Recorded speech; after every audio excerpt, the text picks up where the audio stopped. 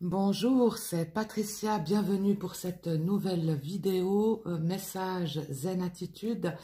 Je fais suite en fait à une question qui m'a été posée pour faire un tirage sur Facebook par rapport au blocage, comment les repérer et puis aussi comment travailler dessus pour s'en libérer.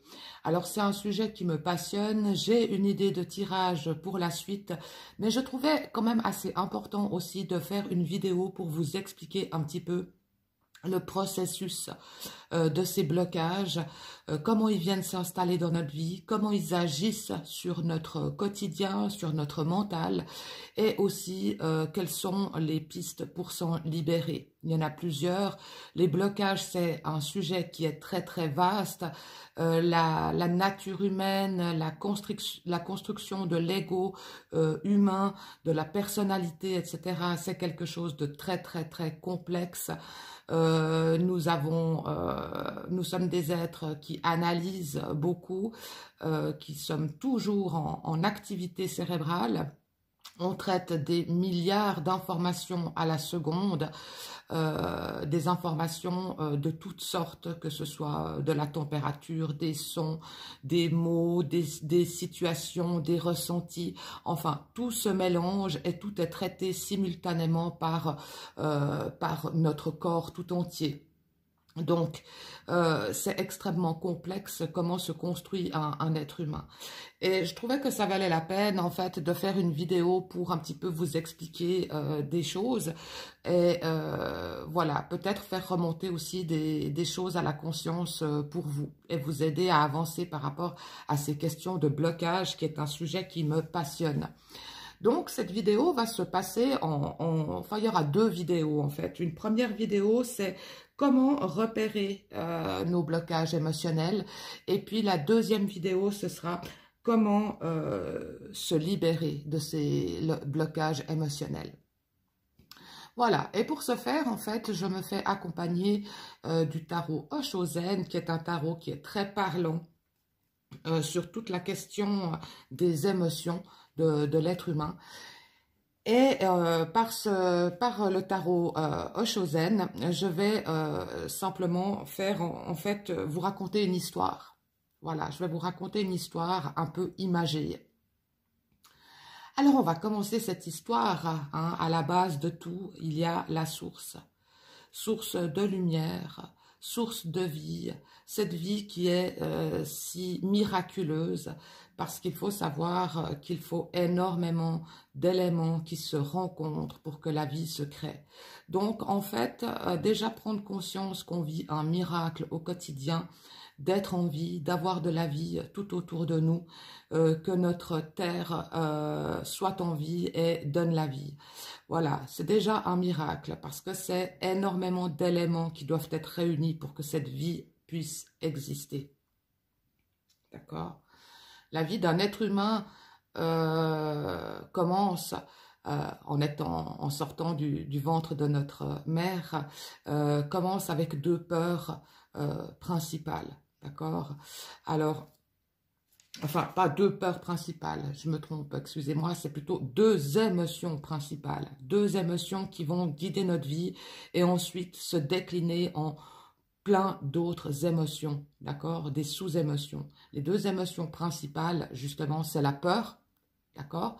Et c'est l'amour. Un nourrisson, quand il vient au monde, les deux émotions principales qu'il a, c'est la peur et c'est l'amour. La peur, les premières peurs, c'est les peurs de sons qui lui sont étrangers, qui peuvent l'agresser, qui peuvent un petit peu le heurter. Et puis l'amour, c'est vraiment tout le reste qui prend toute la place, puisque un nourrisson qui naît prend tout comme une nouvelle expérience et reçoit tout comme une expérience d'amour. Il est au début pas conscient qu'il est séparé de sa mère. Il pense faire partie intégrante du tout, il pense faire partie de sa mère, lui et sa mère ne font qu'un, et petit à petit, au fur et à mesure des jours, des mois, des années, mais au tout début, l'enfant prend petit à petit conscience qu'il est un être à part entière, mais au tout départ, il n'en est pas conscient, d'accord ? Donc, source de vie, puis arrive, bien entendu, comme pour tout être humain, le conditionnement. Voilà. Le conditionnement, qu'est-ce que c'est? C'est tout ce que la société nous inculque, nous dit de faire, ce qui est juste, ce qui n'est pas juste. Il y a l'éducation, d'accord, aussi. Nos parents nous éduquent, nous élèvent. Alors, élève, j'ai pensé à ça dernièrement, élever, c'est aussi porter un enfant, l'élever de manière à ce qu'il puisse devenir autonome, d'accord? Et dans cette éducation, eh ben, bien sûr, il y a plein de restrictions, hein. L'enfant est récompensé quand il fait quelque chose de bien, il est puni quand il fait quelque chose qui est estimé pas bien pour les parents ou par la suite par la société. Et l'enfant se construit à travers ce conditionnement et crée toute une panoplie de comportements pour coller en fait finalement au conditionnement extérieur qui lui est inculqué. Dans ce conditionnement, il y a aussi bien sûr les expériences de vie où par nos propres expériences, on se rend compte de ce qui nous fait du bien et de ce qui nous fait du mal. Et tout ça vient s'inscrire de manière très subtile dans notre inconscient. Et ensuite, on agit très souvent de façon automatique par rapport à toutes ces informations qui ont été se loger dans notre inconscient. D'accord ? L'idée, c'est justement aussi de faire remonter des choses à la conscience, parce que quand on prend conscience de certains de nos fonctionnements, de certaines pensées limitantes, de certains conditionnements dans lesquels on a été mis, faire remonter à la conscience permet ensuite de transformer justement les choses. D'accord ? Donc ce conditionnement, il nous amène à plein de comportements, plein d'émotions, les sous-émotions de la peur, comme j'en ai parlé au départ, d'accord? Ces sous-émotions, ça peut être par exemple la culpabilité, de toujours se remettre en question si on aurait pu faire mieux, si on aurait pu faire différemment, si on a fait juste, si on a assez bien fait, d'accord? Ça crée un mouvement mental de remise en question perpétuelle qui vient un petit peu nous faire nous sentir mal. Quand on est dans la culpabilité, quand on ne sait pas si on a fait bien ou pas bien les choses, on se pose beaucoup de questions, ça nous fait du mal, d'accord? Dans ces émotions, il y a aussi l'attachement au passé. On a vécu des expériences dans le passé qui, comme un enfant tout petit, quand il touche une plaque bouillante, il vit une expérience, il se brûle, il va plus retoucher cette de plaque bouillante à l'avenir. Il fait une fois l'erreur, mais pas deux. Dans la construction du mental humain, eh bien, c'est un petit peu la même chose. L'être humain fait des expériences et il va les reproduire ou pas les reproduire. Après, selon les expériences qu'il va vivre, des fois, il va être amené à reproduire plusieurs fois des erreurs. Ça s'appelle des schémas répétitifs pour finalement peut-être comprendre qu'il faut sortir d'un certain schéma pour que les choses se passent différemment. D'accord? Mais bien souvent, on vit des expériences, on les traduit comme étant des erreurs et puis on les reproduit pas. Et c'est pour ça qu'il y a beaucoup de personnes qui sont bloquées dans leur peur de l'autre, leur peur des relations, leur peur d'échouer, les peurs de réussir, hein, ça peut aussi arriver, les peurs, il y a beaucoup de peurs qui peuvent se créer avec les expériences humaines. Ok. Ah, j'avais pris un petit peu. Voilà. Les peurs de décevoir aussi, on pourrait dire. Hein. Et puis, tout un ensemble de pensées limitantes qui se créent au fur et à mesure de nos expériences.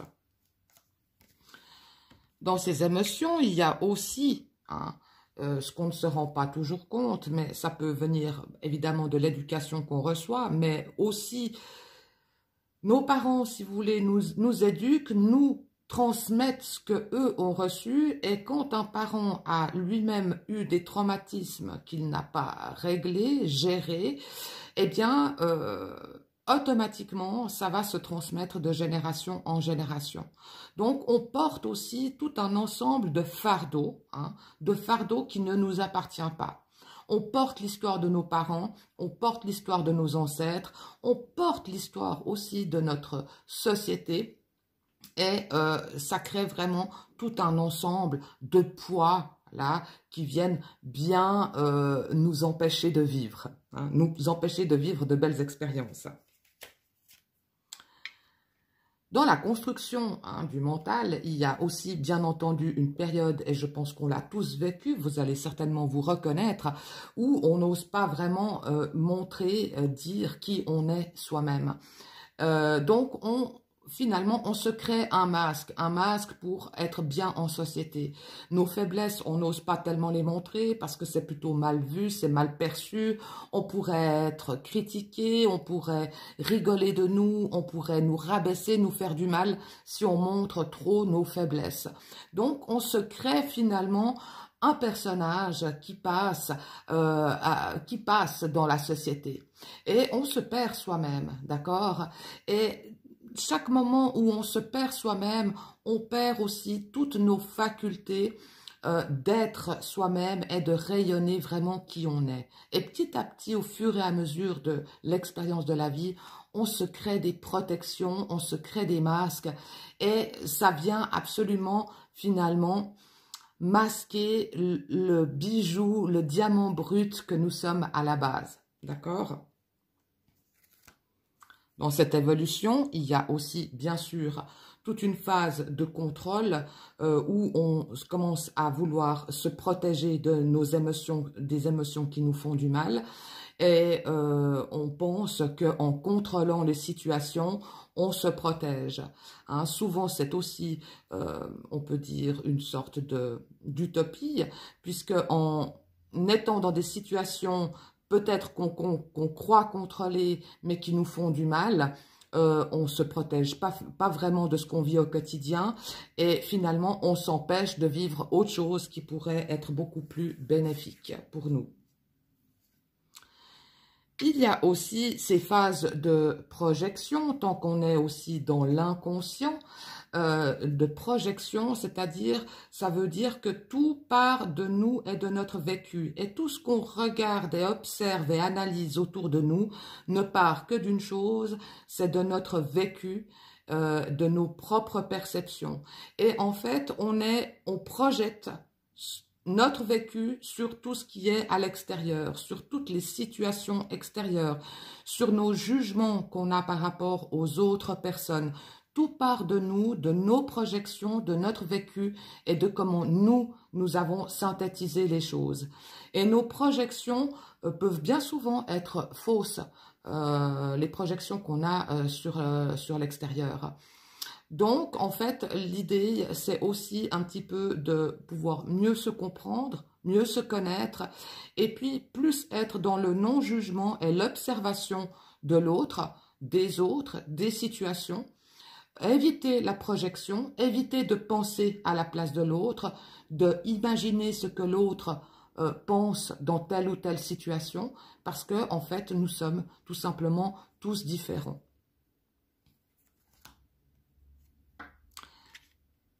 Il y a aussi tout un effet de comparaison, hein, quand l'ego se construit, toute cette personnalité, peut-être des pertes de confiance, manque de confiance en soi, manque d'estime de soi, qui créent en fait des situations où on est toujours en train de se comparer aux autres, de comparer ce qu'on vit avec ce que les autres vivent, à justement se culpabiliser en disant « mais pourquoi moi est-ce que j'y arrive pas? Qu'est-ce que j'ai fait de faux pour pas y arriver? Pourquoi est-ce que quelqu'un d'autre y arrive? » etc. Et tout ça, c'est tout un mouvement mental qui peut prendre énormément de place, en fait, dans votre esprit. Et toute cette place que ça prend, en fait, ça empêche finalement à votre créativité, à tous des sentiments très positifs d'exister. Tant que vous êtes dans ces mouvements mentaux un petit peu négatifs, eh bien, vous ne vous permettez finalement pas de créer quelque chose de bon ou de meilleur dans votre vie. D'accord ? Dans le mental, il y a aussi cette forme de schizophrénie. Certainement, vous allez vous reconnaître à travers ce que je vais exprimer par rapport à la schizophrénie. On a tous à l'intérieur de nous plusieurs voix qui s'expriment. On dira en tout cas deux voix, la voix du bien, la voix du mal, ou bien la voix de l'envie, j'ai envie de faire ça, la petite voix qui dit non, mais t'es pas capable de le faire, arrête, ne le fais pas, etc. On est sans arrêt dans ce dialogue intérieur. D'accord? Et ça crée une forme de schizophrénie. Et justement, ça prend toute la place. Alors, comment, finalement, mettre de la clarté, repérer ce petit moi qui vient saboter finalement nos envies de progresser ou de créer ou de faire des choses voilà, qui nous tiennent à cœur. Et on a ce petit moi qui vient dire non, non, ça se fait pas, t'auras l'air bête, etc., etc., etc. Je pense que vous pouvez imaginer le nombre de pensées que ça génère, cette schizophrénie, on dira intérieure. D'accord? Donc, on se retrouve en fait dans une lutte intérieure contre soi-même et c'est extrêmement, extrêmement épuisant. D'accord? Le mental, la tête, le cerveau explosent de pensées négatives. Et c'est extrêmement, j'imagine si vous avez vécu des situations comme ça, vous pouvez vous rendre compte à quel point vous vous sentez lourd, épuisé, fatigué, en perte de confiance, en plein découragement, etc. Hein. Ça crée des situations de stress énormes, voilà, de la douleur. Parce qu'on tourne, on ressasse, c'est le vélo qui tourne dans la tête, et puis il n'y a pas vraiment de solutions qui peuvent venir. Et puis, un épuisement, bien entendu, un épuisement mental, mais aussi physique. Et ça peut même aller jusqu'à créer des douleurs physiques, des maladies, etc., etc. D'accord ? La personne, finalement, ne se sent pas forcément comprise par son entourage, se referme de plus en plus sur elle-même, s'est barricadée avec toutes ces protections qu'elle a mises en place pour essayer de gérer ses émotions et se retrouve finalement seule avec elle-même. Bien entendu, ce qu'il faut aussi être conscient, c'est que dans la vie, c'est justement une expérience de vie qui fait que on a beau être entouré de beaucoup de bienveillance, de beaucoup de gens, de beaucoup d'amis, mais ce qu'on vit finalement, on le vit seul avec soi-même. C'est une expérience très intérieure, d'accord, de découverte à l'intérieur de soi. Et quand on vit ces gros stress, ce mouvement mental qui est négatif, eh bien, à un moment donné, on arrive à une rupture, à un noir total, à une perte de repères, etc. Voilà, ça c'est pour les personnes qui arrivent vraiment dans un état désespéré. Pas tout le monde peut-être en arrive là, mais ça fait quand même partie du mouvement humain, de l'apprentissage de l'humain, et certainement que quand même énormément de monde arrive à des phases comme ça, de noir, de vide, de perte de repère totale, plus ou moins long, voilà. Et comment on fait pour que ce soit plutôt moins long que plus long, quand on vit ces expériences de vie. Voilà un petit peu la première histoire que je voulais raconter autour des blocages émotionnels. Comment repérer ces blocages émotionnels par rapport à ce que je vous ai exprimé, qu'est-ce que vous avez vécu, où vous en êtes, qu'est-ce que vous avez compris, qu'est-ce que vous avez conscientisé, qu'est-ce que vous n'avez pas conscientisé.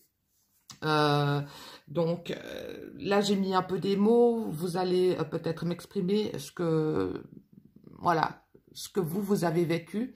Et on continuera la suite avec une deuxième histoire que je vous prépare déjà. Les cartes sont déjà là, voyez.